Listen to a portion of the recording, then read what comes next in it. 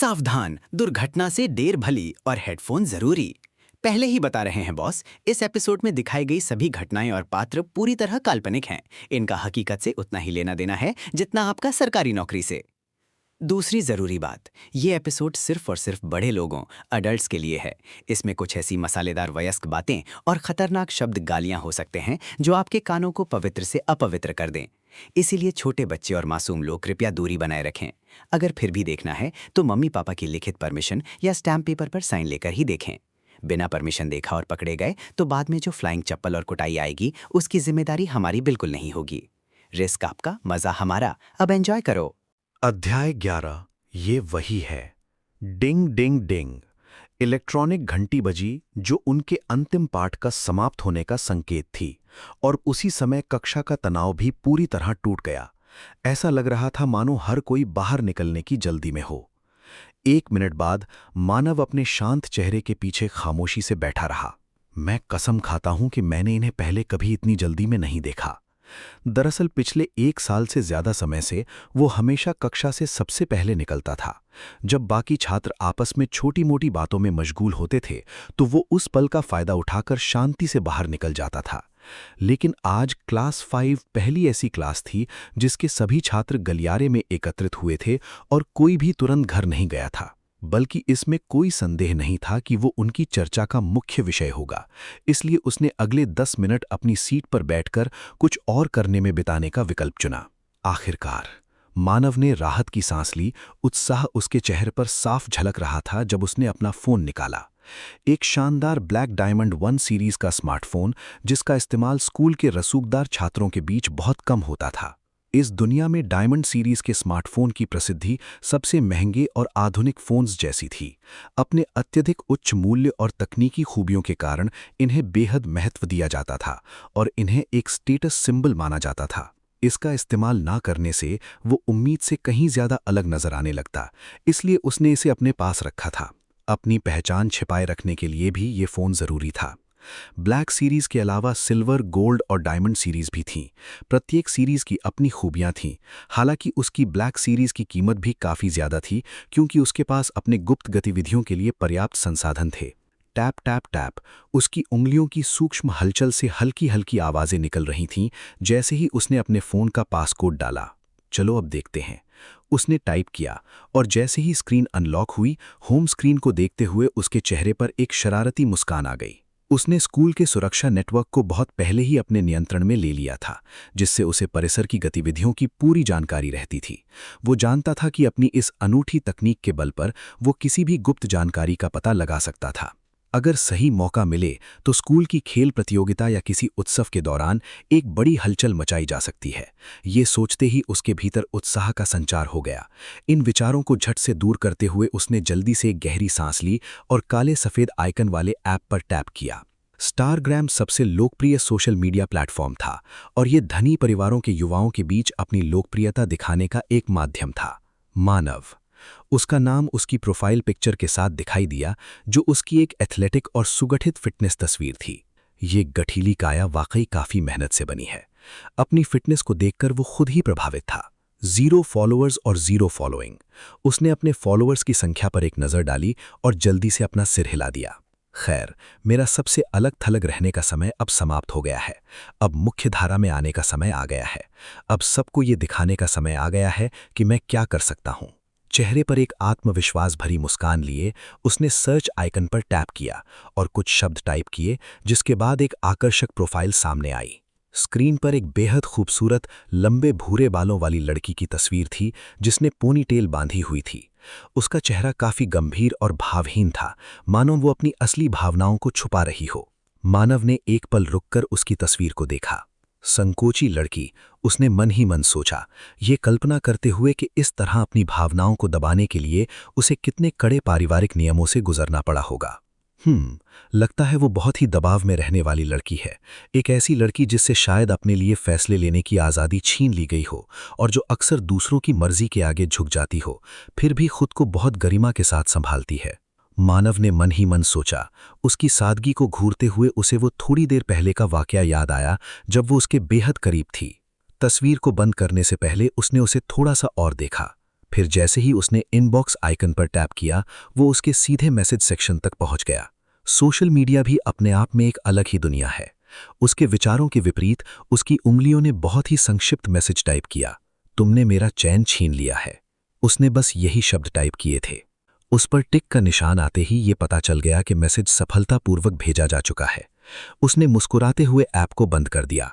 इतना ही उसके लिए ये जताने के लिए काफ़ी था कि वो उस पर अपनी नज़रें रख रहा है। हालांकि 10 मिनट पूरे नहीं हुए थे, लेकिन अब क्लास में अकेले करने के लिए कुछ नहीं बचा था, इसलिए उसने बाहर जाने का फैसला किया। लेकिन जैसे ही उसने कक्षा का दरवाज़ा खोला, ये वही है। अध्याय 12 बहन ली हुआ। अगर ली यून 2 महीने बाद होने वाली पारिवारिक प्रतियोगिता में आर्यन को सचमुच हरा देता है तो ये बेहद चौंकाने वाली बात होगी। आर्यन कौन थे?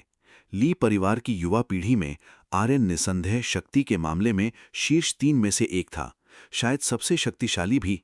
यदि ली यून उस जैसे किसी को हरा देता तो उसका नाम रातों रात एज्योर विंड सिटी में फैल जाता और पूरे क्षेत्र में हलचल मच जाती। आर्यन ली यून को घूरता रहा, उसकी आत्मविश्वास भरी सोच को समझ नहीं पा रहा था। ये सोचना कि ली यून 2 महीनों में उससे आगे निकल जाएगा हास्यास्पद था, मानो कोई घटिया मजाक हो। फिर आर्यन अचानक जोर से व्यंग्यात्मक हंसी हंसने लगा। ली यून, क्या तुम्हें सच में लगता है कि तुम 2 महीने में मुझे पीछे छोड़ दोगे? सपने देखते रहो। उसने चिल्लाते हुए ली यून के इरादे को पूरी तरह खारिज कर दिया। उसकी नज़र में अथाह शक्ति सभी योजनाओं को कुचल देती है, चाहे वो कितनी ही चालाक क्यों ना हो। ली यून ने बस मुस्कुराया। आर्यन, तुम्हें बस एक बात का जवाब देना है। क्या तुम में हिम्मत है या नहीं? या तुम्हें डर है कि 2 महीने बाद तुम मेरे बराबर नहीं रहोगे? ये तो मजाक है। मैं हिम्मत क्यों ना करूं? आर्यन ने ताना मारा। मैं तो इस साल की पारिवारिक प्रतियोगिता में भाग लेने की योजना भी नहीं बना रहा था, लेकिन चूंकि तुम इतनी बुरी तरह अपमानित होना चाहते हो तो मैं तुम्हारी इच्छा खुशी खुशी पूरी कर देता हूं। ठीक है। उसी समय परिवार के मुखिया ली जिन यून ने अपना हाथ उठाया और उनकी आवाज मार्शल आर्ट के मैदान में गूंज उठी। बस करो, पारिवारिक बैठक अभी समाप्त नहीं हुई है, चलिए आगे बढ़ते हैं। ऊंचे चबूतरे के नीचे 5 और युवक अभी भी अपने वयस्कता समारोह की प्रतीक्षा कर रहे थे। समारोह शीघ्र ही समाप्त हुआ और उनमें से प्रत्येक को परिवार की ओर से 100 सोने के सिक्कों का पारंपरिक सांत्वना पुरस्कार प्राप्त हुआ। इस साल का वयस्कता समारोह संपन्न हुआ है, सभी लोग घर लौट सकते हैं, ली जिनयुन ने घोषणा की। हालांकि इस साल का समारोह अव्यवस्थित था, लेकिन ली जिनयुन का दिल संतोष से भरा हुआ था। आखिरकार ली परिवार को ली यून के रूप में एक और प्रतिभाशाली व्यक्ति मिल गया था, जो एज्योर विंड सिटी की कई शक्तियों को ईर्ष्या से भर देगा। जैसे ही सभा समाप्त हुई, ली जिनयून ने तीसरे एल्डर ली जेन की ओर देखा और हल्के से सिर हिलाया। ली जेन तुरंत समझ गए। ली यून, मुझे तुमसे कुछ बात करनी है, मेरे साथ आओ, ली जेन ने कहा जब ली यून जाने की तैयारी कर रहा था। जी हाँ तीसरे दादाजी। ली यून को पल भर के लिए आश्चर्य हुआ, लेकिन उसने तुरंत उनकी बात मान ली और उनके पीछे पीछे चला पड़ा। जब ली परिवार के सदस्य ली यून को ली जेन द्वारा ले जाते देखे तो वे थोड़ी निराशा के साथ तितर बितर हो गए। कई लोग दीक्षांत समारोह के बाद उससे बात करना चाहते थे, कुछ उससे संबंध स्थापित करने की उम्मीद कर रहे थे, तो कुछ औषधि बनाने में उसकी मदद का अनुरोध करना चाहते थे। ली यून चुपचाप ली जेन के पीछे पीछे बड़े के निजी विला में चला गया। मालिक। जैसे ही वे आंगन में दाखिल हुए, ली यून ने देखा कि परिवार के मुखिया ली जिनयून वहां इंतजार कर रहे थे। उन्होंने सहज ही आदरपूर्वक उनका अभिवादन किया। हाँ ली यून, ली जिनयून मुस्कुराए और सिर हिलाया। तुमने काफी बड़ा राज छिपाया रखा था ना? ली जिनयून की आंखें नर्म थीं, उनका लहजा सख्त होने के बजाय अधिक जिज्ञासु था।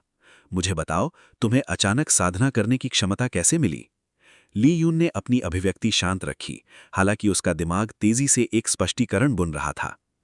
2 महीने पहले एक बूढ़ा व्यक्ति मुझसे मिलने आया था।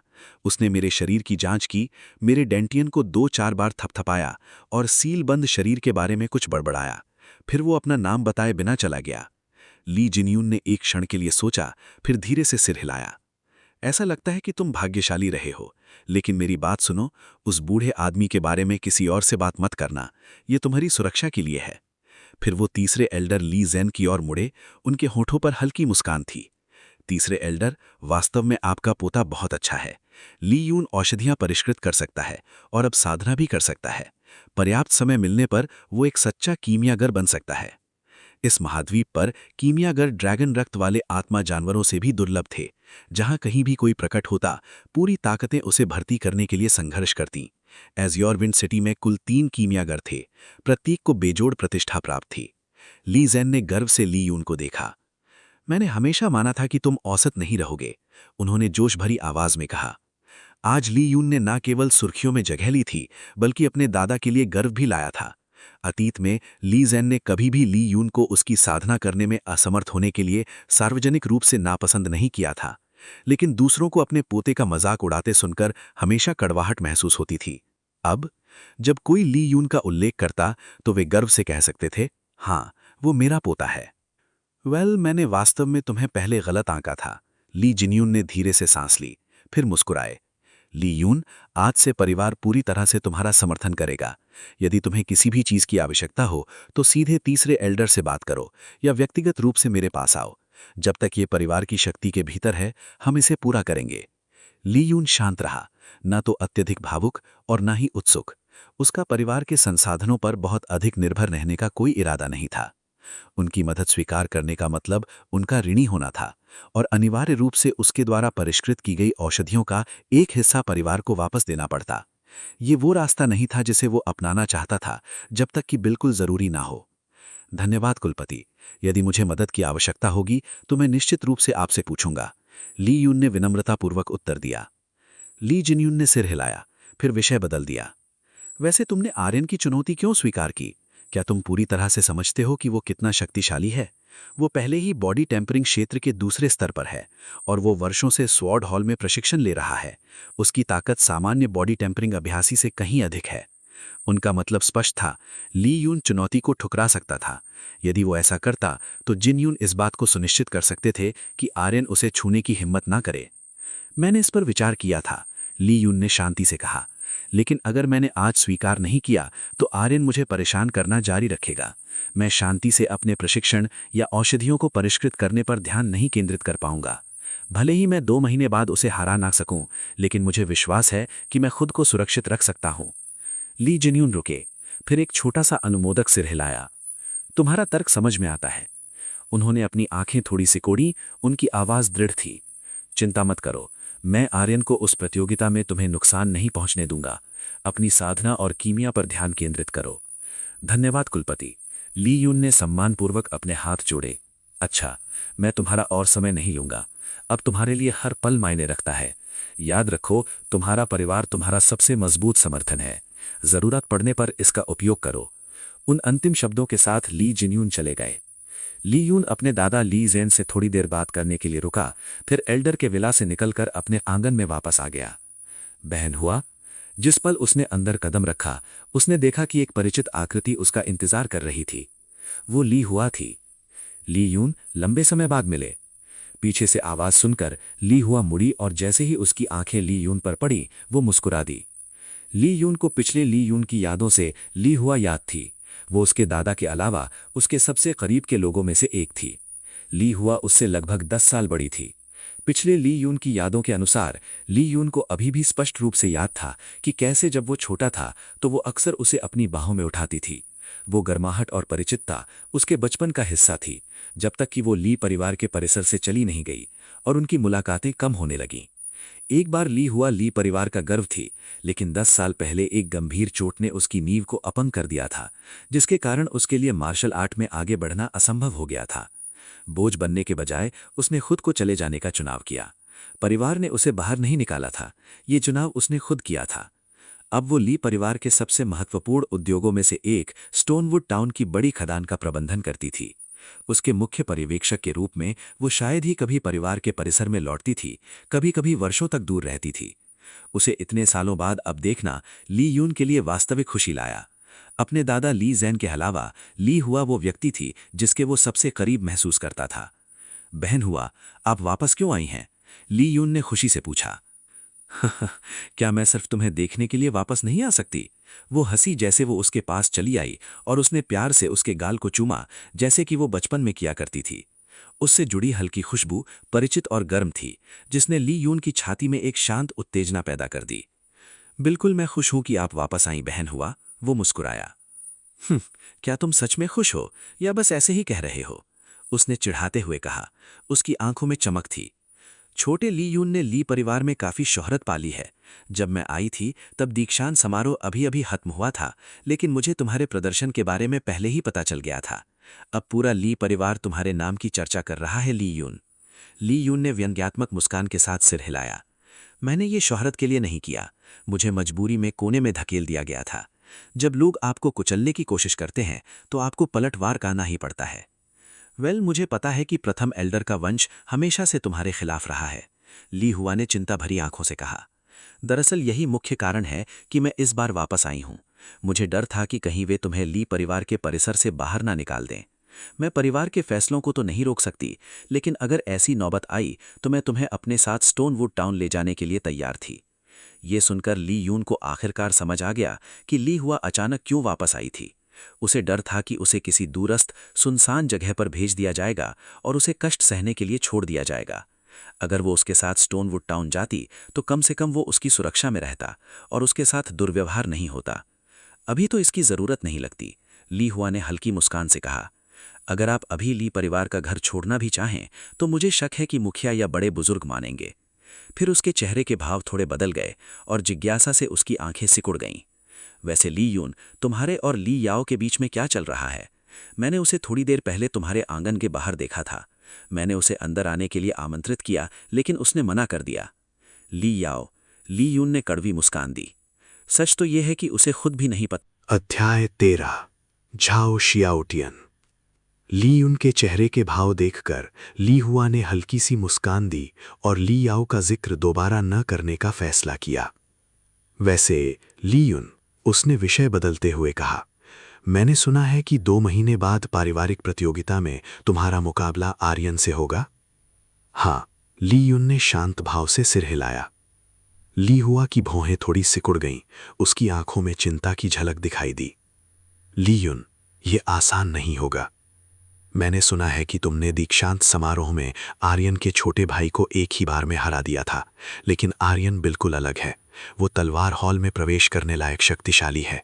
उसकी शक्ति पूरे एजोर विंड सिटी के शीर्ष 10 युवा अभ्यासकर्ताओं में शुमार है।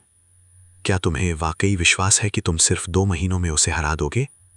ली यून ने हल्की सी मुस्कान बिखेरी, उनकी आवाज धीमी लेकिन दृढ़ थी। तो फिर मुझे और भी ज्यादा मेहनत करनी होगी। उनके शब्द सरल थे, लेकिन उनके लहजे में कोई संकोच नहीं था। ली हुआ ने कुछ देर तक उसे गौर से देखा, फिर सिर हिलाया। ऐसे में हम जरा भी समय बर्बाद नहीं कर सकते। ओ हाँ, परसों खजाना मंडप में एक छोटी सी नीलामी है, आपको जरूर जाना चाहिए। मैंने सुना है कि नीलामी में पर्पल फ्लावर फ्रूट भी शामिल है। ली यून की आंखें थोड़ी चौड़ी हो गईं। बैंगनी फूल वाला फल? वो भली भांति जानता था कि वो क्या था, एक अत्यंत दुर्लभ आध्यात्मिक फल जिसे सीधे सेवन करने से साधना को बल मिलता था। शियांटियन स्तर से नीचे के किसी भी साधक के लिए ये एक ऐसा खजाना था जो उनकी प्रगति को काफी तेज कर सकता था। हर बार जब ये प्रकट होता था तो इसके लिए बोली लगाने की होड़ मच जाती थी। हालांकि बैंगनी फूल वाले फल का सबसे महत्वपूर्ण उपयोग ये नहीं था, ये शरीर को तरोताज़ा करने वाली गोलियों को परिष्कृत करने के लिए आवश्यक सामग्रियों में से एक था। जी हाँ, ली हुआ ने मुस्कुराते हुए कहा, इसीलिए तो मैं इस बार वापस आई हूँ। मैं नीलामी में भी शामिल होने की योजना बना रही हूँ, इसीलिए मैं तुम्हें भी साथ ले चलूंगी। अगर हमें वो फल मिल गया तो इससे तुम्हारे प्रशिक्षण में बहुत मदद मिलेगी।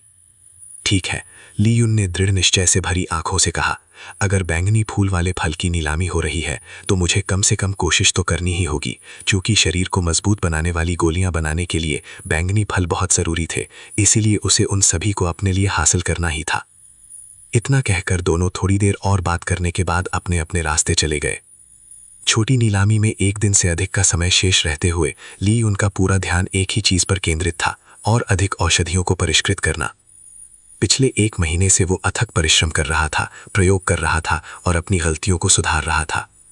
और अब वो एक उत्तम गुणवत्ता वाली अस्थि मज्जा शुद्धिकरण औषधि के सफल निर्माण के कगार पर था। उनकी युद्ध कला में भी काफी प्रगति हुई थी।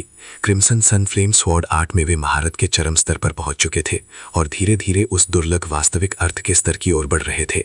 इसके विपरीत बोल्डर क्रशिंग फिस्ट, जिसका अभ्यास उसने बाद में शुरू किया था, पहले ही अपने वास्तविक अर्थ के चरण में प्रवेश कर चुका था। फिर भी ली यून संतुष्ट नहीं था। आगामी नीलामी में बैंगनी फूल फल शामिल होगा और इसके लिए बोली लगाने में संभवतः भारी मात्रा में सोने की आवश्यकता होगी। यही एक कारण था कि औषधियों को परिष्कृत करना और बेचना जारी रखना पर्याप्त था। इसीलिए एक बार फिर ली यून ने खुद को अपने आंगन में बंद कर लिया और खजाना मंडप में बेचने के लिए उत्कृष्ट श्रेणी के मज्जा शुद्धिकरण औषधि बनाने में खुद को तल्लीन कर लिया। एक दिन से अधिक समय तक वो घर से बाहर नहीं निकला। ली परिवार के कई युवा सदस्य उससे मिलने की उम्मीद में आए, लेकिन कोई भी उसके जर्जर आंगन के बाहर तैनात 2 निजी गार्डों को पार नहीं कर सका। ये गार्ड परिवार के मुखिया ली जिन्यून द्वारा व्यक्तिगत रूप से नियुक्त किए गए थे। अंततः नीलामी की सुबह आ गई। ली हुआ स्वयं उसे लेने आई और वे दोनों मिलकर खजाना मंडप की ओर चल पड़े। नीलामी तीसरी मंजिल पर हो रही थी। ली उनके पास पेविलियन की सुपरवाइजर लान युवेली द्वारा जारी किया गया वीआईपी पास था, लेकिन इस बार उन्हें इसका इस्तेमाल करने की भी जरूरत नहीं पड़ी। ली हुआ की उपस्थिति ही उन्हें सीधे प्रवेश दिलाने के लिए काफी थी। जब वे नीलामी हॉल में दाखिल हुए तब तक कार्यक्रम आधिकारिक तौर पर शुरू नहीं हुआ था। ली यून, चलो बैठने की जगह ढूंढते हैं, ली हुआ ने कमरे का जायजा लेते हुए कहा। ठीक है, ली यून ने सिर हिलाया। सीटें बहुत कम थीं और सामने की पंक्ति आरक्षित थी। ली यून और ली हुआ ने जल्दी से एक जगह ढूंढ ली और बैठ गए। क्या वो ली हुआ नहीं है? जैसे ही ली हुआ और ली यून अपनी सीटों पर बैठने ही वाले थे, उनके पीछे से एक तीखी आवाज सुनाई दी। ली यून ने अपना सिर घुमाया और तुरंत ही सुनहरे वस्त्र पहने एक युवक को उनकी ओर बढ़ते हुए देखा। वो इस व्यक्ति को भी जानता था, झाओ शियाओटियन, जो झाओ परिवार का सदस्य था। वो झाओ परिवार के वर्तमान मुखिया का पुत्र था। झाओ शियाओटियन कुख्यात था, एक बिगड़ा हुआ खानदानी जिसकी जीवन शैली विलासितापूर्ण थी और जिसे क्रूरता पसंद थी। अफवाहों के अनुसार उसने अनगिनत युवतियों को अगवा कर लिया था और उसे ली हुआ के प्रति एक विशेष जुनून सवार था। तो सच में तुम ही हो ली हुआ? झाओ शियाओटियन के होठों पर घमंडी मुस्कान आ गई। कई साल बीत गए हैं ना? मैंने सुना था कि तुम मुझसे बचने के लिए स्टोनवुड टाउन भाग गई थी। तुम्हें अंदाजा भी है कि इन सालों में मैंने तुम्हें कितना याद किया है। उसके पीछे 2 सख्त मिजाज अधेड़ उम्र के आदमी खड़े थे जो झाओ परिवार के गार्ड थे। ली हुआ के चेहरे पर कोई भाव नहीं बदला। उसने झाओ शियाओटियन की तरफ देखा तक नहीं। उसने धीरे से ली यून की आस्तीन खींची और धीमी आवाज में कहा, ली यून, चलो वहां बैठते हैं। हुआ, तुम मेरे प्रति इतनी ठंडी क्यों हो? झाओ शियाओटियन मुस्कुरा दिया। चलो, मैं तुम्हें पहली पंक्ति में बिठा देता हूँ। खजाना मंडप हमेशा मेरी इज्जत करता है। मैं 1-2 लोगों को वहां ले जा सकता हूँ, कोई दिक्कत नहीं। रास्ते से हट जाओ, ली हुआ ने अंततः कठोर और ठंडी आवाज में कहा। झाओ शियाओटियन हंसते हुए आगे बढ़ गया, लेकिन अचानक वो रुक गया और पीछे मुड़ गया। उसकी निगाहें ली यून पर पड़ते ही सिकुड़ गईं। और ये कौन है? ली यून है ना? ली परिवार के उस मशहूर नाकामयाब इंसान हो, है ना? उसकी आवाज में तिरस्कार था। उसे अभी भी यही लग रहा था कि ये वही ली यून था जो साधना नहीं कर सकता था। ली यून ने आंखें घुमाई और इतनी ऊंची आवाज में बुदबुदाया कि सब सुन सके। ये पागल कुत्ता कहाँ से आ गया? अभी तक तो यहाँ शांति थी। मुझे विश्वास नहीं हो रहा कि खजाना मंडप कुत्तों को नीलामी में घूमने देता है। झाओ शियाओटियन एकदम जम गया। उसका चेहरा तुरंत गुस्से से लाल हो गया। छोटे बदमाश, तू मौत को दावत दे रहा है। झाओ शियाओटियन की छाती जोर से धड़क रही थी।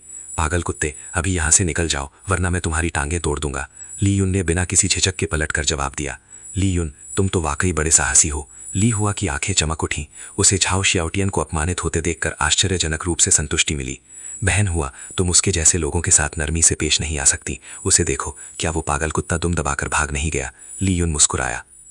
झाओ शियाओटियन गुस्से से पैर पटकते हुए आगे की पंक्ति में पहुंचा। युवा स्वामी झाओ, क्या हुआ? आप इतने परेशान क्यों दिख रहे हैं? आगे की पंक्ति में बैठे एक युवक ने पुकारा। तुम सब चुप रहो।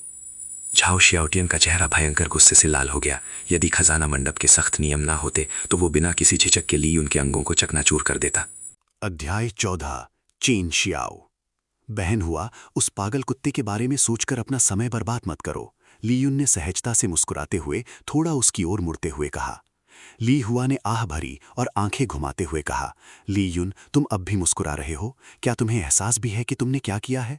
तुमने झाओ शियाओटियन को पूरी तरह से नाराज कर दिया। वो आदमी तुच्छ और प्रतिशोधी है। मुझे पता है कि तुम अब एक जूनियर फार्मासिस्ट हो और तुमने साधना शुरू कर दी है, लेकिन तुम अभी भी अस्थि मज्जा शुद्धिकरण क्षेत्र के शुरुआती चरण में हो, जबकि झाओ शियाओटियन पहले ही शिखर पर पहुंच चुका है। अब से तुम्हें उसके आसपास बहुत सावधान रहना होगा। ली हुआ अपनी आंखों में चिंता छिपा नहीं सकी। नीलामी समाप्त होने के बाद उसे स्टोनवुड टाउन लौटना होगा और ली यून को अज्योर विंड सिटी में अकेला छोड़ना होगा। मुसीबत आने पर वो उसके साथ रहकर उसकी रक्षा नहीं कर पाएगी। बहन हुआ, आपको मेरे बारे में बिल्कुल भी चिंता करने की जरूरत नहीं है। ली यून मुस्कुराया। उसकी आवाज शांत और आत्मविश्वास से भरी हुई थी। हाँ, जाओ शियाओटियन अभी मुझसे ज्यादा ताकतवर है, लेकिन जल्द ही वो मेरा मुकाबला नहीं कर पाएगा। उसके शब्दों में वजन था, अंधा अहंकार नहीं बल्कि दृढ़ विश्वास। आखिर अगर उसमें ली शियान की चुनौती स्वीकार करने का साहस था तो वो जाओ शियाओटियन जैसे व्यक्ति से भला कैसे डर सकता था। ली हुआ, उनके पीछे से एक कोमल स्त्री की आवाज आई। ली हुआ और ली यून दोनों ने मुड़कर देखा तो उन्हें बैंगनी रंग की सुशोभित पोशाक पहने एक सुंदर महिला आती हुई दिखाई दी, जिसके बगल में सफेद कपड़ों में एक पुरुष सहजता से चल रहा था। ली यून ने उन्हें तुरंत पहचान लिया। वो महिला चेन मायो थी और उसके बगल में खड़ा पुरुष चेन शियाओ के अलावा कोई और नहीं था। एज्योर विंड सिटी में हर कोई 3 महान परिवारों के बारे में जानता था। हालांकि तीनों ही शक्तिशाली थे, लेकिन उनकी सामाजिक स्थिति एक समान नहीं थी।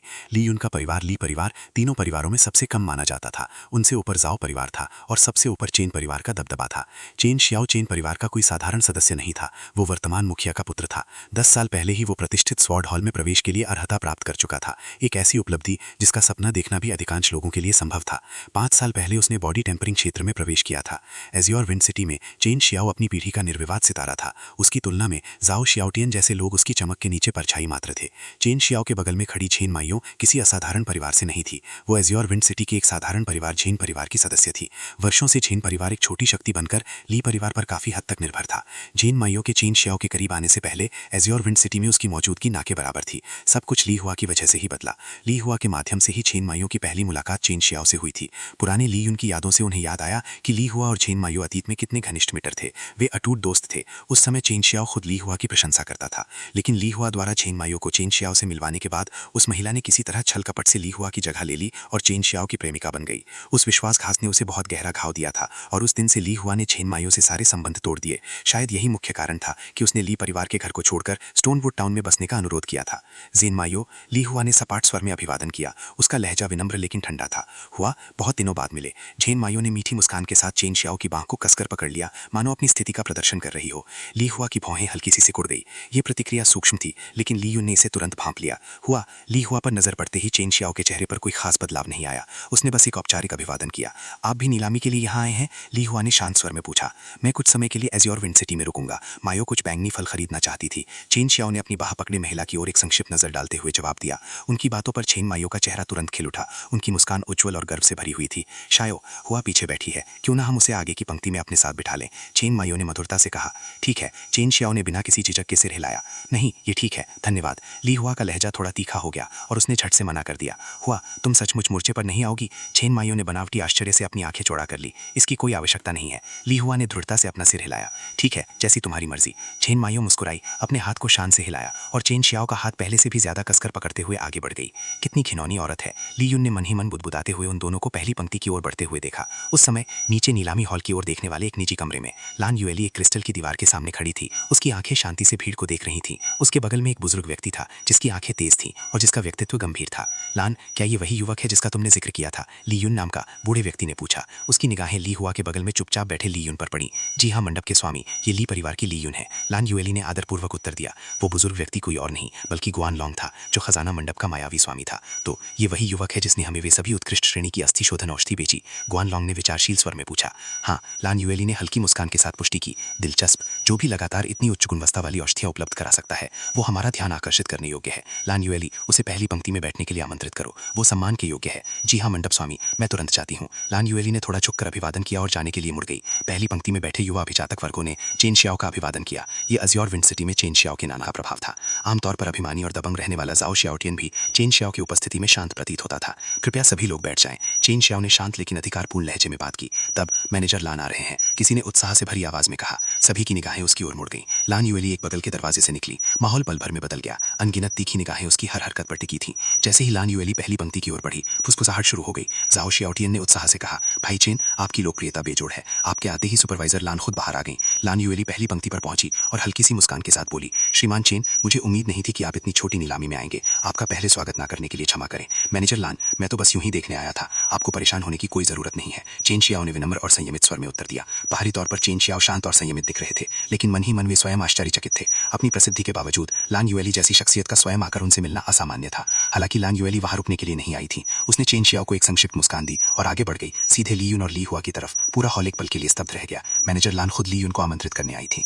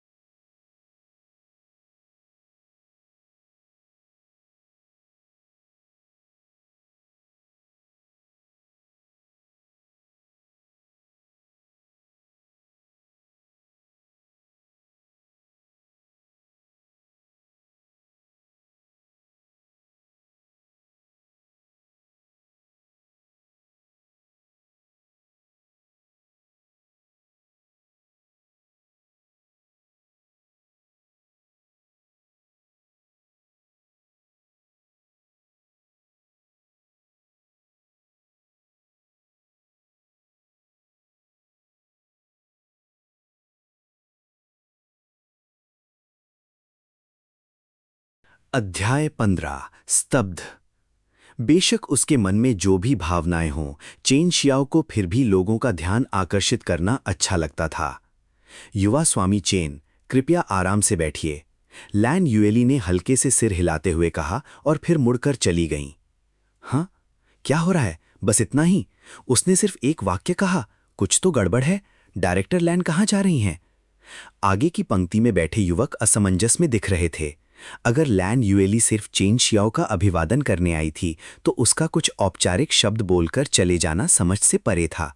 इस तरह की औपचारिकता उनकी अपेक्षा से कहीं कम थी। कुछ तो गड़बड़ थी। उनकी उलझन तब और गहरी हो गई जब लैन यूएली उनके पास से गुजरते हुए पीछे की पंक्तियों की ओर चली गईं, जहां ली यून और ली हुआ बैठे थे। हल्की मुस्कान के साथ लैन यूएली उनके सामने रुक गईं। युवा स्वामी ली, आपसे दोबारा मिलकर बहुत खुशी हुई। उसने गर्मजोशी से अभिवादन किया, फिर ली हुआ की ओर मुड़ी। नमस्ते मिस हुआ। ली हुआ स्पष्ट रूप से अचंभित थी। उसने खजाने के मंडप के सम्मानित पर्यवेक्षक से सीधे उनके पास आने और इतनी आत्मीयता से बात करने की उम्मीद नहीं की थी। ये स्पष्ट था कि लैन यूएली और ली यून एक दूसरे को पहले से जानते थे। उसके दिमाग ने झट से सारी बातें समझ ली। ली यून एक फार्मासिस्ट था, लेकिन फिर भी ली यून सिर्फ एक जूनियर फार्मासिस्ट था जो केवल अस्थि शोधन औषधि ही बना सकता था। वो मज्जा शुद्धिकरण औषधि बनाने वाले सीनियर फार्मासिस्ट के स्तर का बिल्कुल भी नहीं था। तो डायरेक्टर लैन ली यून के साथ इतने विनम्र क्यों थे? डायरेक्टर लैन, ली यून ने विनम्रतापूर्वक मुस्कुराते हुए उनका अभिवादन किया। युवा स्वामी ली, श्रीमती हुआ, आपके लिए इतनी पीछे बैठना ठीक नहीं है, लैन यूएली ने स्नेहपूर्वक कहा। कृपया मेरे साथ आइए, मैंने आपके लिए आगे सीटें तैयार कर रखी हैं। आगे की पंक्ति, ली यून ने आश्चर्य से पहली पंक्ति की ओर देखते हुए पूछा। सभी की निगाहें उन पर टिक गईं। भीड़ उत्सुक और अटकलों से भरी हुई थी। बहन हुआ, क्योंकि प्रबंधक लैन ने हमें व्यक्तिगत रूप से आमंत्रित किया है तो हमें जाना ही चाहिए, ली यून ने हल्की मुस्कान के साथ कहा। ली हुआ हिचकिचाई। उसकी निगाहें झैनमायों पर टिक गईं जो आगे से उन्हें देख रही थी। उसके चेहरे के भाव समझ से परे थे। कुछ देर बाद ली हुआ ने सिर हिलाया। ठीक है। लैन यूएली के पीछे पीछे वे दोनों आगे बढ़े। जब वे पहली पंक्ति में पहुंचे तो लैन यूएली ने स्वयं उनके लिए सीटें लगाईं। जो एक ऐसा सम्मान था जिसका सपना कुछ ही लोग देख सकते थे। भीड़ की प्रतिक्रिया तुरंत ही देखने को मिली। 1 मिनट रुकिए, ली हुआ इतनी महत्वपूर्ण कब बन गई? नहीं, ये बात समझ में नहीं आती। यहाँ तक कि जब उसकी मार्शल आर्ट की प्रतिभा कमजोर नहीं हुई थी, तब भी मुझे नहीं लगता कि डायरेक्टर लैन ने उसके साथ कभी ऐसा व्यवहार किया था। ये अजीब है, कुछ तो गड़बड़ जरूर है। जाओ शियाओटियान और अन्य लोगों ने एक दूसरे की ओर देखा और आपस में फुसफुसाए। उनकी आंखों में संदेह और बेचैनी झलक रही थी। झेन मायो का चेहरा गंभीर हो गया। उसकी श्रेष्ठता की भावना, उसका घमंडी आत्मविश्वास तेजी से बिखर रहा था। ली हुआ के बगल में खड़े होकर उसे थोड़ी सी हीनता का एहसास होने लगा। चाहे वो दूसरों के सामने कितनी भी कुशलता से अपनी भूमिका निभाए, भीतर ही भीतर वो खुद से झूठ नहीं बोल सकती थी। अब भी सब कुछ होने के बावजूद ली हुआ उससे कहीं बेहतर थी। फिर भी सबकी निगाहें ली हुआ और लैन युएली पर टिकी रहीं। किसी को भी इस सच्चाई का अंदाजा नहीं था कि लैन युएली जिसे सचमुच महत्व देती थी, वो ली हुआ नहीं बल्कि उसके बगल में चुपचाप बैठा युवक ली यून था। युवा स्वामी ली, श्रीमती हुआ, नीलामी जल्द ही शुरू होगी, लैन युएली ने गर्मजोशी भरी मुस्कान के साथ कहा। अगर आपको किसी चीज की जरूरत हो तो मुझे बताने में संकोच ना करें। ली यून ने हल्की सी हंसी हंसते हुए अपना गला साफ किया। उनकी नजरें कमरे में चारों ओर घूमी। फिर उन्होंने लैन युएली की ओर देखा और मुस्कुराते हुए जवाब दिया, दरअसल निदेशक लैन, मुझे आपसे एक छोटी सी बात पर चर्चा करनी है। ओ, लैन युएली की आंखों में हल्की सी चमक आ गई। उस क्षण पास बैठे लोगों की भीड़ में अविश्वास की लहर दौड़ गई। कई चेहरों पर हंसी और तिरस्कार के भाव उभर आए। क्या इस आदमी को सच में लगता है कि वो गंभीर है? किसी ने दबी आवाज में कहा। लैन युएली तो बस शिष्टाचार निभा रही थी और वो उससे अनुरोध करने की हिम्मत कर रहा है। अगर वो ली हुआ के सहारे ना चल रहा होता तो वो यहाँ होता ही नहीं। जाओ शियाओटियान ने व्यंग्य करते हुए अपनी पिछली झंझाहट को जाहिर किया। ली यून द्वारा उसे पागल कुत्ता कहे जाने से उसे बहुत बुरा लगा था और अब उसने तुरंत उसका मजाक उड़ाया। लाल कपड़े पहने युवक ने आंखें सिकोड़ते हुए कहा, भाई जाओ, आप ली हुआ के बगल वाले आदमी की बात कर रहे हैं? जाओ शियाओटियान ने गर्व भरे भाव से सिर हिलाया। हाँ, ये ली यून है। ये ली परिवार के तीसरे बड़े ली झेन का पोता है। तुमने उसके बारे में तो सुना ही होगा। वो निकम्मा और बदनाम आदमी। जन्म से ही उसमें कोई आध्यात्मिक गुण नहीं थे। वो साधना करने में बिल्कुल असमर्थ था और अब देखो कैसे हमारे साथ यहाँ पहली पंक्ति में बैठा है। क्या मजाक है? सफेद कपड़ों में लिपटे युवक ने ठंडी हंसी हंसते हुए कहा, अरे मैंने उसके बारे में सुना है और अब वो सोचता है कि वो लैन युएली से व्यक्तिगत अनुरोध कर सकता है? अविश्वसनीय। किसी व्यक्ति के लिए सबसे महत्वपूर्ण बात है अपनी औकात जानना। ताने और फुसफुसाहट भरी गालियों के बावजूद ली यून शांत रहे। उन्होंने उनकी तरफ देखा तक नहीं, इसके बजाय उन्होंने लैन युएली की ओर देखा और शांत स्वर में कहा, निदेशक लैन, क्या आप कृपया हमसे अकेले में बात करना चाहेंगी? खुले में इस विषय पर चर्चा करना ठीक नहीं है। बिल्कुल युवा स्वामी ली, लैन युएली ने बिना किसी झिझक के कहा। उनका लहजा सम्मानजनक था और उन्होंने मुड़कर उन्हें अपने पीछे आने का इशारा किया। भीड़ सन्नाटे में डूब गई। हूँ? क्या सच में ऐसा हुआ? क्या लैन युएली सचमुच उनसे निजी तौर पर बात करने के लिए सहमत हो गई थी? ऐसा हो ही नहीं सकता। क्या मुझे भ्रम हो रहा है? सभी लोग अविश्वास से देख रहे थे जब लैन युएली खुद ली यून को बगल के दरवाजे से अंदर ले गईं। ये एक ऐसा दृश्य था जिस पर शायद ही कोई यकीन कर पाता अगर उन्होंने इसे खुद ना देखा होता। अब तक अलग रहे चेन शियाओ ने भी अपनी भौहें सिकोड़ लीं। उनके चेहरे पर कोई खास बदलाव नहीं आया, लेकिन उनकी आंखों में उलझन साफ झलक रही थी। उन्हें समझ नहीं आ रहा था कि लैन युएली का ली यून के प्रति व्यवहार उससे कहीं अधिक गर्मजोशी भरा और ध्यानपूर्ण क्यों था। वहां मौजूद सभी लोगों में से केवल ली हुआ को ही कुछ हद तक आभास था कि क्या हो रहा था। उसने अनुमान किया कि खजाना मंडप ने औषधि निर्माण में ली यून की प्रतिभा को पहचान लिया है और शायद वे अभी उसकी सहायता कर रहे हैं। इस तरह जब ली यून उच्च श्रेणी की औषधियां बना लेगा तो वो उन्हें अच्छा खासा भुगतान कर सकेगा। ये उनकी ओर से एक निवेश था। लैन युएली स्वयं ली यून को नीलामी हॉल के ऊपर स्थित निजी क्रिस्टल कक्ष में ले गईं। अंदर पैवेलियन मास्टर गुआन लॉन्ग पहले से ही मौजूद थे। उनकी निगाहें नीचे के दृश्य पर टिकी हुई थीं। जब उन्होंने लैन युएली को ली यून के साथ प्रवेश करते देखा तो उन्होंने कोई नाराजगी नहीं दिखाई, बल्कि उनके चेहरे पर एक शांत मुस्कान आ गई। युवा स्वामी ली, ये हमारे खजाना मंडप के प्रबंधक मंडप स्वामी गुआन लॉन्ग हैं। लैन युएली ने विनम्रतापूर्वक परिचय कराया। गुआन लॉन्ग मुस्कुराते हुए आगे बढ़ा। युवा स्वामी ली, मैंने आपके बारे में बहुत कुछ सुना है। अब जब मैं आपसे व्यक्तिगत रूप से मिल रहा हूं तो मुझे कहना ही पड़ेगा कि आप वाकई अपनी प्रतिष्ठा के अनुरूप हैं। युवा, प्रतिभाशाली और अपार संभावनाओं से परिपूर्ण। परिचय सुनकर ली यून को क्षण भर के लिए आश्चर्य हुआ, लेकिन ये भाव जल्द ही गायब हो गया। कुछ ही सेकंडों में उसने अपनी स्थिति संभाल ली। गुआन लॉन्ग ने चुपचाप इस बात पर ध्यान दिया। खजाना मंडप के स्वामी से मिलने पर ली यून का जरा भी विचलित न होना उसे बहुत प्रभावित किया। एज़्योर विंड सिटी में बहुत कम युवा साधक थे जो उनकी उपस्थिति में शांत रह पाते थे। ली यून ने पैवेलियन मास्टर गुआन का अभिवादन किया। ली यून ने विनम्रतापूर्वक झुककर अभिवादन किया। ली युवा स्वामी, औपचारिकता निभाने की कोई आवश्यकता नहीं है। गुआन लॉन्ग ने हाथ हिलाते हुए कहा, चलिए अनौपचारिक तरीके से बात करते हैं। लैन युएली ने ली यून की ओर मुड़कर कहा, युवा स्वामी ली, आपने थोड़ी देर पहले कहा था कि आपको कुछ बात करनी है। हाँ। ली यून ने सिर हिलाया। उसकी आंखें गंभीर हो गईं। मैं आज नीलामी में भाग लेने आया हूँ, लेकिन शायद मेरे पास पर्याप्त सोने के सिक्के ना हो। हालांकि उसने अतीत में ट्रेजर पैवेलियन को कई उत्कृष्ट और कुछ उत्कृष्ट श्रेणी की अस्थि शोधन औषधियां बेची थीं, लेकिन उसने अभी तक अस्थि मज्जा शुद्धिकरण औषधि नहीं नीलाम की थी। फिलहाल उसके पास 20,000 से कुछ अधिक सोने के सिक्के थे, जो उसकी इच्छित वस्तु को खरीदने के लिए पर्याप्त नहीं थे। इससे पहले कि वो कुछ और कह पाता, लैन युएली ने गुआन लॉन्ग से नजरें मिलाई और आश्वस्त करने वाली मुस्कान के साथ कहा, युवा स्वामी ली, आप खजाना मंडप के विशेष अतिथि हैं। आपको अपने सिक्कों की थैली के बारे में चिंता करने की जरूरत नहीं है। यदि बोली के दौरान आपके पास कम पैसे भी हों तो हम अंतर की भरपाई कर देंगे, कोई समस्या नहीं है। लेकिन ली यून ने हल्की मुस्कान के साथ सिर हिलाया। डायरेक्टर लैन, आपने मुझे गलत समझा है। मेरा खजाना मंडप से कुछ भी उधार लेने का इरादा नहीं है, बल्कि मैं नीलामी शुरू होने से पहले कुछ औषधियां नीलाम करना चाहता हूँ। ओ, ली यून के अपेक्षित प्रस्ताव से लैन युएली स्पष्ट रूप से अचंभित रह गई। गुआन लॉन्ग भी थोड़ा हैरान दिख रहा था।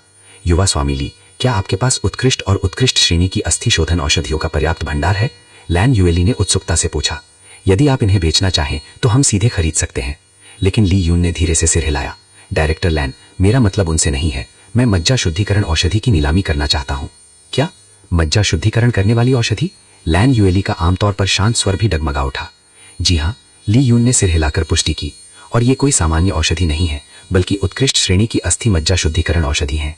मेरा मानना है कि ऐसा उत्पाद नीलामी के मंच के लिए पूरी तरह से योग्य होगा। उत्कृष्ट गुणवत्ता वाले मज्जा शुद्धिकरण औषधि की नीलामी अवश्य की जा सकती है। लैन युएली ने उत्साह की एक झलक के साथ जवाब दिया। हालांकि नीलामी के लिए प्रतिभागियों की सूची पहले ही निर्धारित हो चुकी है। कोई बात नहीं, खास चीजों के लिए खास इंतजाम होना चाहिए।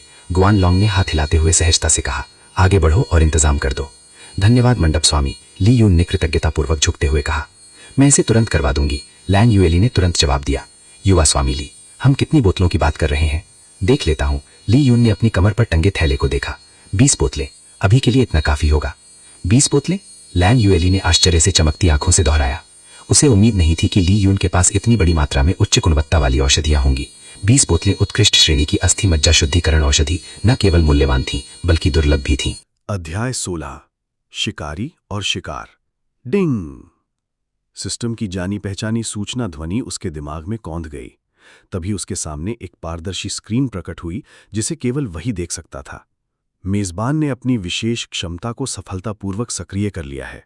अपनी रहस्यमयी पहचान की गहराई से पूरे कैफेटेरिया को विस्मित छोड़ने के बाद। उर्फ, ये इतना दुस्साहसिक युवक कौन है? तुम्हारी चुप्पी में ही तुम्हारा प्रभाव है। विशेष क्षमता मिस्टर मिस्ट्री को अपग्रेड मिलता है। बधाई हो। मेजबान की क्षमता स्थायी रूप से सक्रिय निष्क्रिय अवस्था में रहेगी। मेजबान ने अपने से श्रेष्ठ पद वाले कई रसूखदार लोगों का ध्यान आकर्षित किया है। होस्ट टास्क लेवल स्वचालित रूप से 2 अंक बढ़ा दिया गया है। अतिरिक्त कार्य स्लॉट 1। कार्य का विवरण। जैसे ही शब्द उसके दिमाग में गूंजने लगे, उसने तेजी से बनते हुए अक्षरों की श्रृंखला को पढ़ना जारी रखा। ये क्या पहेली है सिस्टम? ये तो कुछ ज्यादा ही जटिल है। क्या तुम मेरे रिवॉर्ड्स को थोड़ा सरल नहीं बना सकते?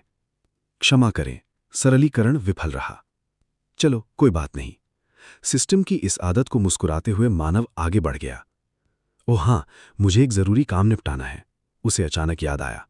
तेजी से मुड़कर वो स्कूल के मुख्य मैदान की ओर चल पड़ा। वहां विशाल खेल के मैदान, रनिंग ट्रैक और कई कोर्ट्स थे। Tennis, golf, volleyball, cricket, basketball और इंडोर खेलों को छोड़कर बाहर हरे भरे मैदान का क्षेत्रफल 1 हेक्टेयर से अधिक था, जिसमें कई आधुनिक कोर्ट्स बने हुए थे।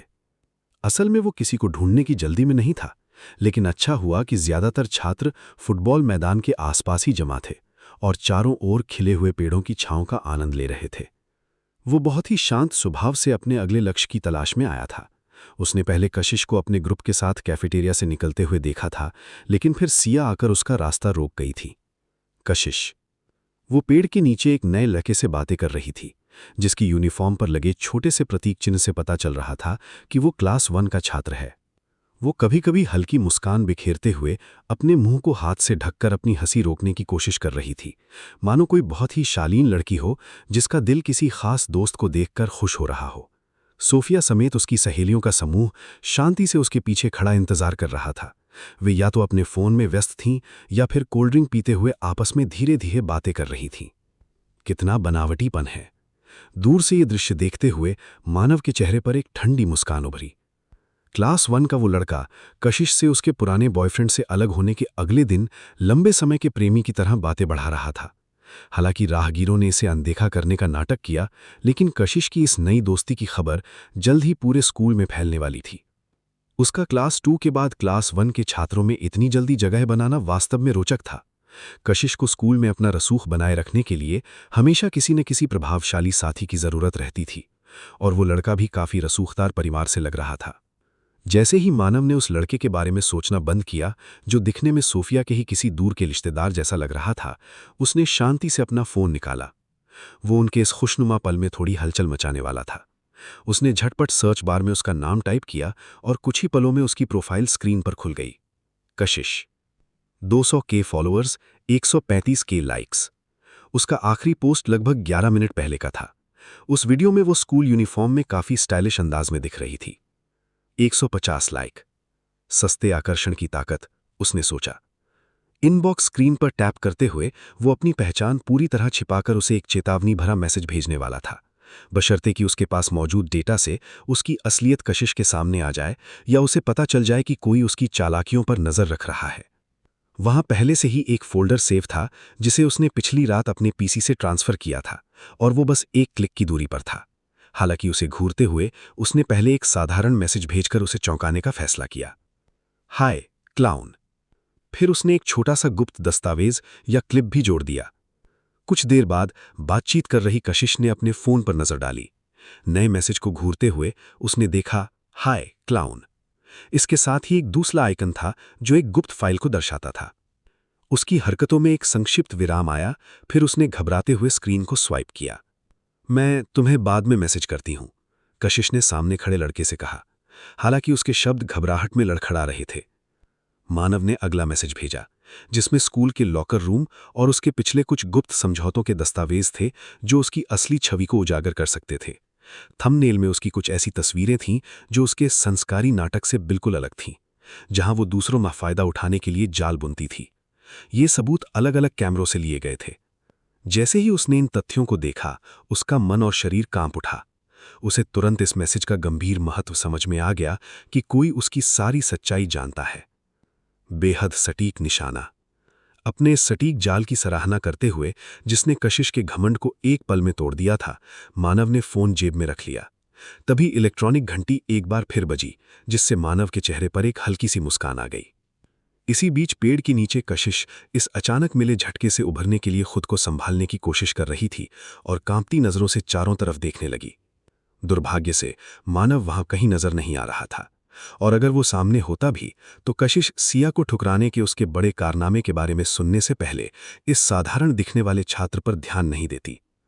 दिन के बाकी समय में मानव ने क्लास में जो पढ़ाया जा रहा था उसे सुनने की कोई जहमत नहीं उठाई। वैसे भी यहां कोई बहुत असाधारण ज्ञान नहीं मिल रहा। इसके बजाय वो अपनी अगली साहसिक योजना के विचारों में मग्न हो गया। विशेषकर कशिश के मामले में उसने उसे इस कदर चौंका दिया था कि अब वो लगातार अपने फोन को चेक कर रही थी और घबरा रही थी। हालांकि उसने दूसरे गुप्त अकाउंट से भी संपर्क करने की कोशिश की होगी, लेकिन मानव ने कोई तुरंत जवाब देकर अपना रहस्य कम नहीं होने दिया। अब उसका पूरा ध्यान अपने पहले मुख्य कार्य पर केंद्रित था।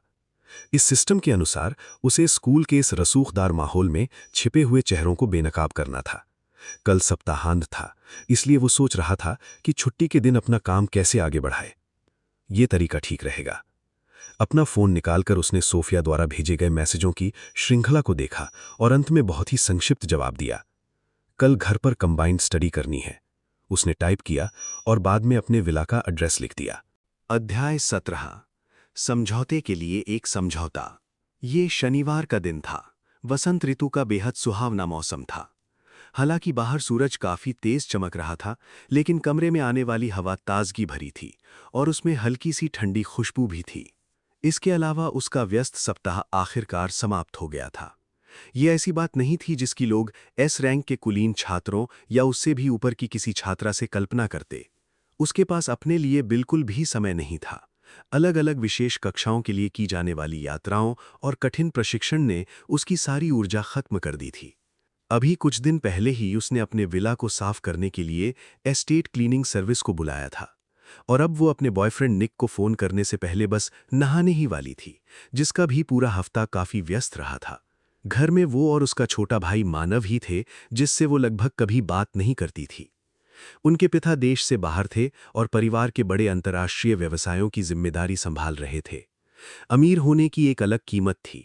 वो अक्सर अपने पिता पर तरस खाती थी क्योंकि उसकी मां की मृत्यु के बाद उन्हें आराम करने का समय नहीं मिल पाता था। जल्द ही उसे भी उनका हाथ बटाना था, इसलिए उससे पहले वो अपनी इस छात्र जिंदगी का भरपूर आनंद उठाना चाहती थी। सब कुछ तैयार था, यहाँ तक कि अलमारी से कपड़े भी निकाल लिए गए थे। एक आरामदायक और ढीली ढाली फूलों वाली समर ड्रेस, बस यही सही रहेगी, उसने मन ही मन सोचा और उस आलीशान बाथरूम में कदम रखने से पहले एक बार फिर सब कुछ चेक कर लिया। लगभग 30 मिनट बाद आखिरकार उसका शावर पूरा हो गया। गुनगुने पानी की गर्माहट ने उसके शरीर से पूरे हफ्ते की थकान और पिछली रात की पार्टी का सारा तनाव धो डाला था। उसके पूरे वजूद से एक ताजगी भरी खुशबू आ रही थी। चूंकि घर में सिर्फ वो और उसका भाई ही थे, इसलिए उसने बिल्कुल सहज होकर उस ढीली ढाली पोशाक को पहन लिया ताकि ठंडी हवा का झोंका उसे पूरी तरह तरोताज़ा कर सके। अब उसे बस नीचे जाकर एक ठंडा पेय लेना था और उसके बाद वो उस नए उपन्यास का आनंद लेने वाली थी जिसे उसने हाल ही में लाइब्रेरी से खोजा था। अपने इतने व्यस्त शेड्यूल के बावजूद वो हमेशा पढ़ने के लिए समय निकाल ही लेती थी। डोरबेल की आवाज़ गूंजी। एक पल के लिए अचानक सन्नाटा छा गया। वो सोचने लगी कि आखिर इस वक्त किसने घंटी बजाई थी, लेकिन दुर्भाग्य से घर के डिजिटल दरवाजे का रिमोट नीचे लिविंग रूम में ही रह गया था। कुछ मिनट बाद उसने अपने लंबे काले बालों को सलीके से बांधा और हल्के रंग की लिप ग्लॉस लगाई। उसे इससे ज्यादा किसी श्रृंगार की जरूरत नहीं थी क्योंकि वो प्राकृतिक रूप से ही बेहद खूबसूरत थी। इसी बीच दरवाजे की घंटी बजने की आवाज़ सुनकर मानव बेहद उत्साहित होकर अपने कमरे से बाहर निकला और सीढ़ियों से नीचे की ओर चल दिया। उसने नीले रंग के बीच शॉर्ट्स और ताड़ के पेड़ों के प्रिंट वाली एक आकर्षक अलोहा शर्ट पहनी हुई थी। हालांकि उसकी शर्ट के बटन खुले हुए थे, जिससे उसकी मजबूत चौड़ी छाती और पेट पर छिपी हुई गठीली मांसपेशियां साफ दिखाई दे रही थीं। निसंदेह ये सब वो अपने मेहमान को प्रभावित करने के लिए कर रहा था। वो उसे देखकर मेहमान के चेहरे पर आने वाले अचरज और घबराहट के भाव को निहारने के लिए बेताब था। जल्दी से सीढ़ियों से नीचे उतरते हुए उसने खुद को संभाला और अपना वही शांत और रहस्यमयी रूप धारण कर लिया। जैसे ही सोफिया दोबारा डोरबेल बजाने वाली थी, मुख्य दरवाजा खुला। मानव का शांत और भावहीन चेहरा उसके सामने प्रकट हुआ।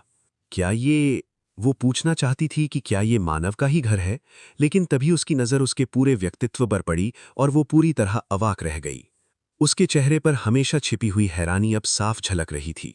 उसका दिल तेजी से धड़क रहा था और वो हड़बड़ाहट में थोड़ी लड़खड़ा गई, लेकिन मानव के मजबूत हाथ ने तुरंत उसकी बाह थाम ली और उसे सहारा दिया। एक क्षण के लिए उसकी सुगठित और मजबूत मांसपेशियां उसके हाथों को महसूस हुईं। बात यहीं खत्म नहीं हुई। मानव की गठीली काया को देखकर वो एक पल के लिए अपनी सांस रोक कर रह गई। अचानक उसे मानव के सोशल मीडिया की वो फिटनेस प्रोफाइल पिक्चर याद आ गई। क्या सचमुच ये वही सीधा और शांत लड़का है? ये विचार उसके सुन्न मन में कौंध रहे थे। वो कोई प्रतिक्रिया नहीं दे पा रही थी, लेकिन मानव बेहद शांत भाव से खड़ा रहा और अपने चेहरे पर कोई भाव नहीं आने दिया। हालांकि वो सोफिया के चेहरे पर उभर रही हर भावना को बहुत करीब से देख रहा था। हाँ, अंदर आ जाओ। ये महसूस करते हुए कि उसने अपनी मेहमान को अभी तक अंदर आने के लिए नहीं कहा था, उसने बहुत ही संक्षिप्त और गंभीर आवाज में कहा, मानो ज्यादा बोलना उसकी आदत ही ना हो। अपनी अवाकता में सोफिया ने बस धीरे से हामी भरी और अंदर कदम बढ़ा लिए। कौन यकीन कर सकता था कि स्कूल में बिल्कुल साधारण और गुमनाम दिखने वाला ये छात्र अपने भीतर इतना प्रभावशाली व्यक्तित्व छिपाए हुए था।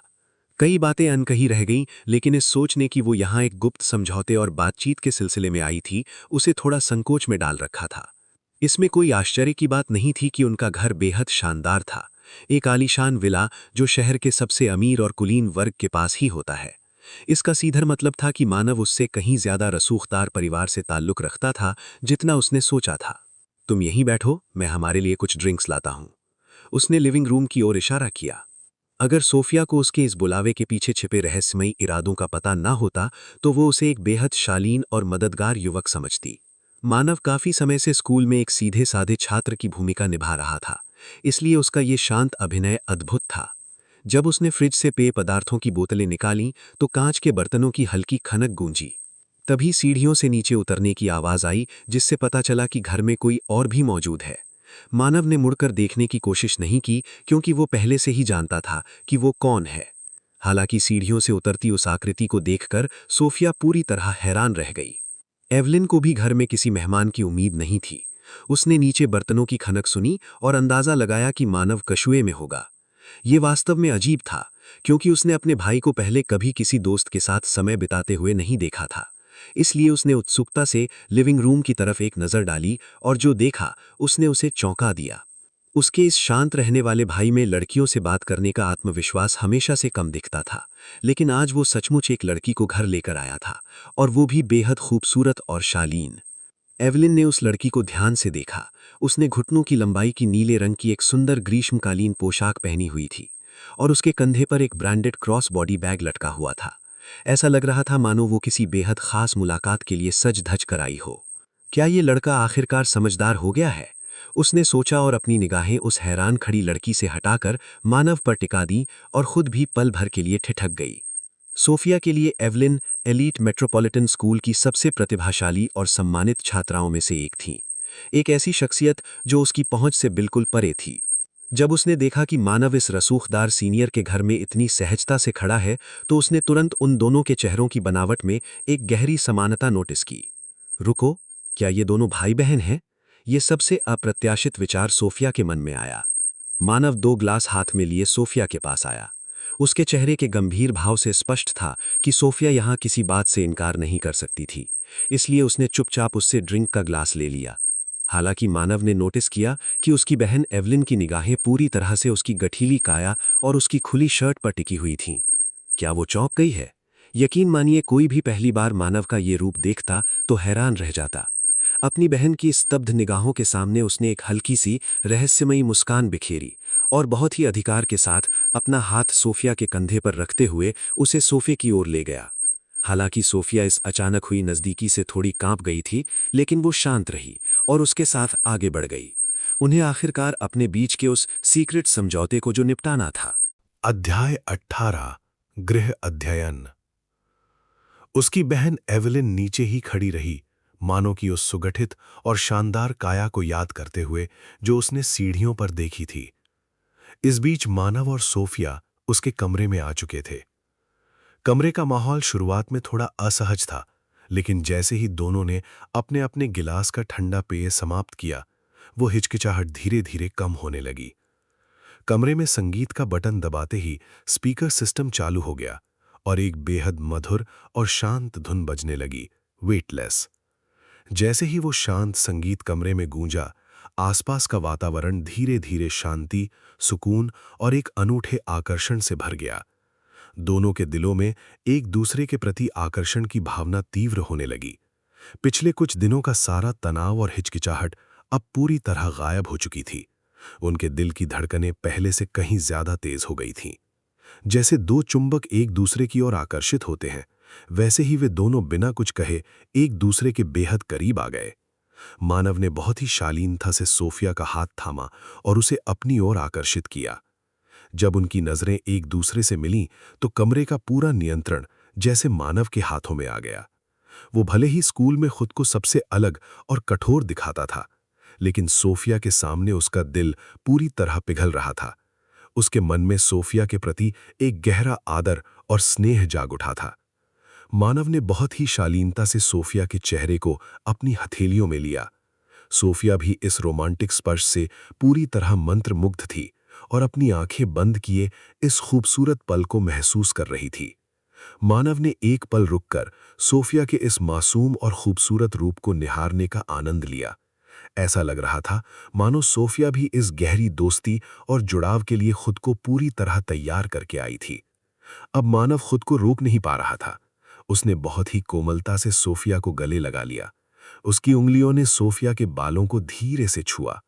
त्वचा से त्वचा का वो हल्का स्पर्श दोनों के भीतर एक अजीब सा रोमांच जगा रहा था।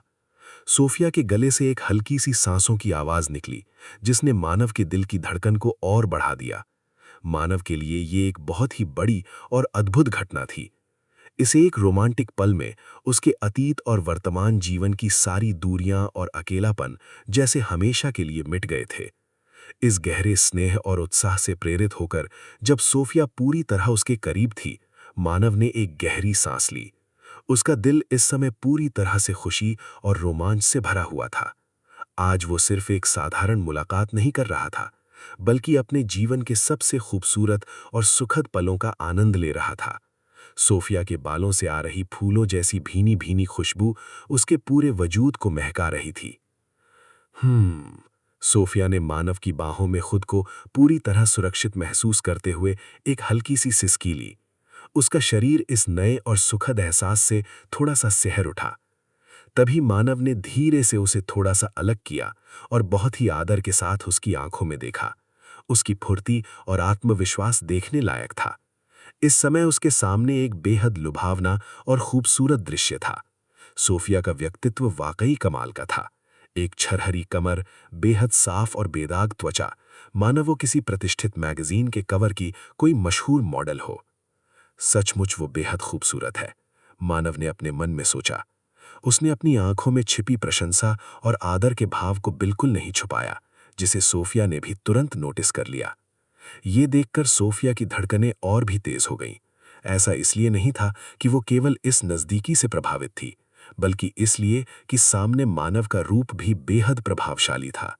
उसने मानव की शर्ट के खुले बटनों के बीच से उसकी गठीली और शानदार फिटनेस को बहुत करीब से देखा था। वो किसी बेहतरीन मूर्तिकार द्वारा बनाई गई कलाकृति जैसी लग रही थी। उसके मजबूत कंधे, चौड़ी छाती और सुगठित एब्स साफ दिखाई दे रहे थे। उन्हें इतने करीब से देखकर एक पल के लिए सोफिया की सांसें थम सी गईं। मानव ने भी बहुत गर्व के साथ अपने इस एथलेटिक रूप को उसके सामने पेश किया था, जिससे सोफिया उसकी कायल हो गई। सोफिया ने आज नीले रंग की जो खूबसूरत ड्रेस पहनी थी, उसकी सादगी और गरिमा को और बढ़ा रही थी। मानव इसकी शालीनता की सराहना किए बिना नहीं रह सका। इसके तुरंत बाद मानव ने उसे बहुत ही प्यार से सहारा दिया और वे दोनों कमरे में रखे आरामदायक सोफे पर एक दूसरे के बेहद करीब बैठ गए। मानव ने सोफिया के माथे को धीरे से चूमा और उसके बालों को सहलाने लगा। सोफिया इस समय भावनाओं के एक गहरे समंदर में गोते खा रही थी। वो अपनी भावनाओं को पूरी तरह व्यक्त करने से थोड़ा शर्मा रही थी, इसलिए खुद को संभालने की कोशिश कर रही थी।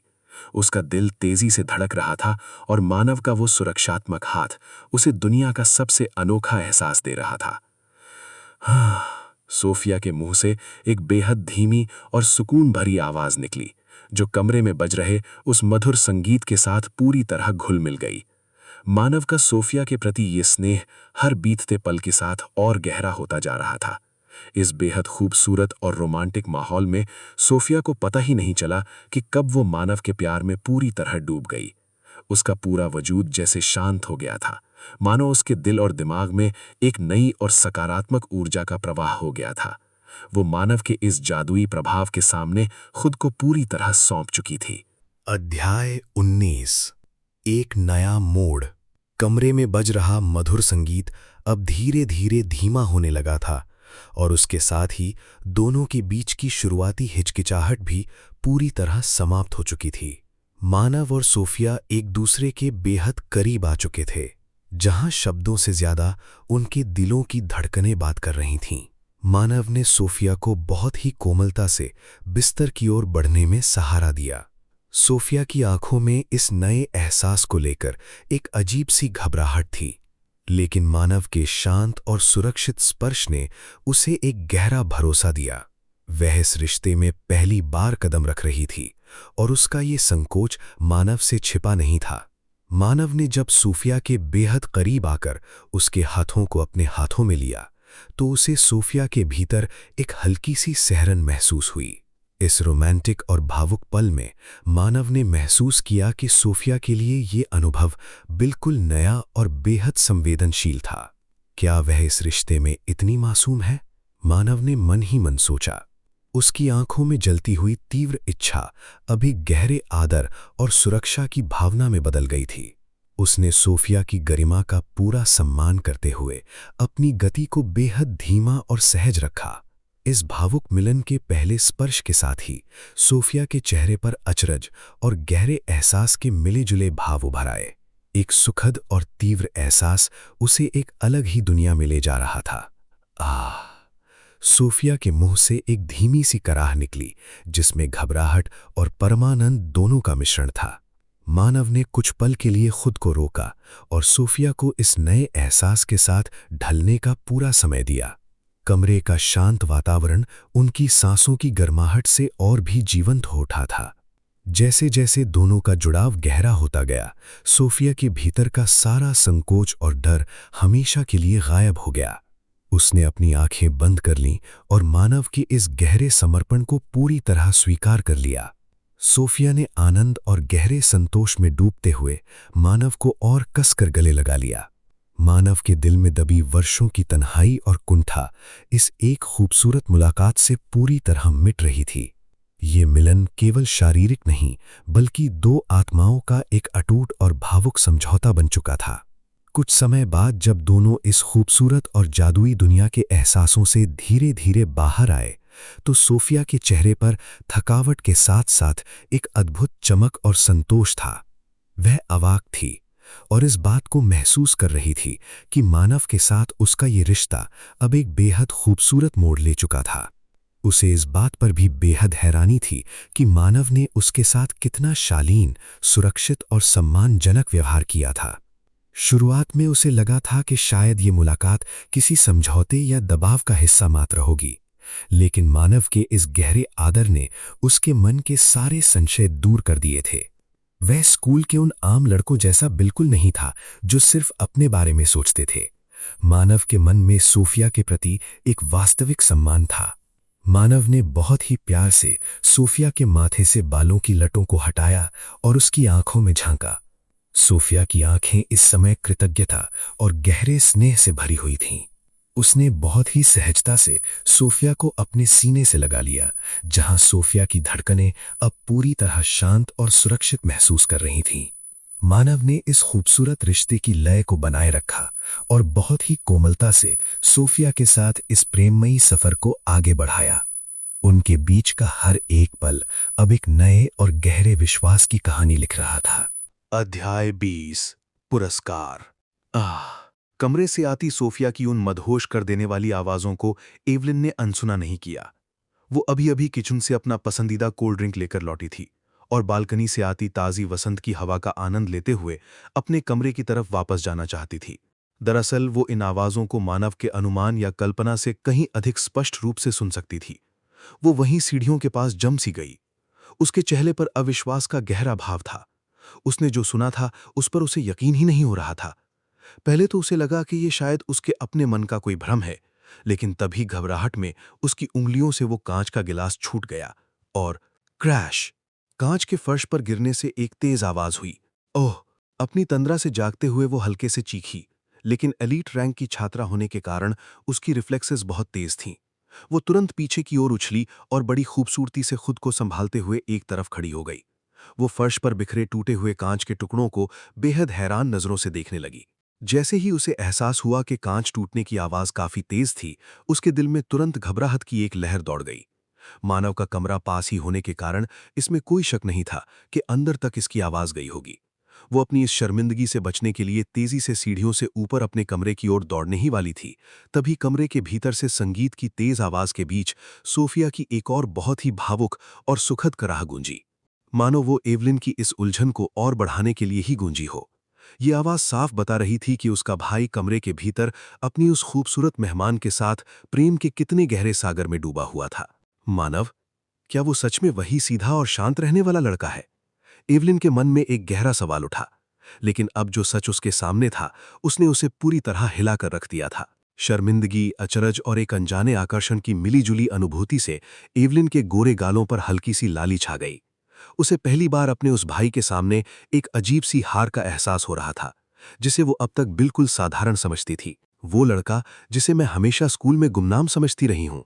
देखा जाए तो वो स्कूल के रसूखदार माहौल में अपनी इमेज बनाए रखने के लिए अक्सर मानव से दूरी बनाकर रखती थी।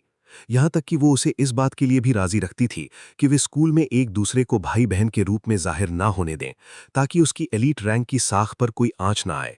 पुराना मानव अपनी बहन के इस बर्ताव और उपेक्षा से अक्सर बहुत उदास रहता था, लेकिन इस नए और बदले हुए मानव को इन बातों से कोई फर्क नहीं पड़ता था। अपने भाई के इस अचानक हुए कायाकल्प को देखकर एवलिन अब भी गहरे सदमे में थी। इतने रसूखदार परिवार की लड़की के साथ मानव का ये आत्मविश्वास और उसका ये प्रभावशाली रूप देखकर उसे अचानक ये एहसास हुआ कि शायद उसका भाई इतने दिनों से अपनी असल काबिलियत को दुनिया से छिपा रहा था। अगर इवलिन की खुद की बात की जाए तो अपने बॉयफ्रेंड निक के साथ भी उसके रिश्ते में अभी तक केवल एक शुरुआती और सतही सामीप्य आया था। वो हमेशा अपनी एलीट रैंक और आत्मसम्मान को लेकर बहुत सतर्क रहती थी और खुद को एक सीमा में बांध कर रखती थी। लेकिन आज जब उसने देखा कि उसका शांत रहने वाला भाई जीवन के इतने गहरे और सुखद पलों का आनंद इतनी सहजता से ले रहा है, तो उसके भीतर का संकोच भी जैसे डगमगाने लगा।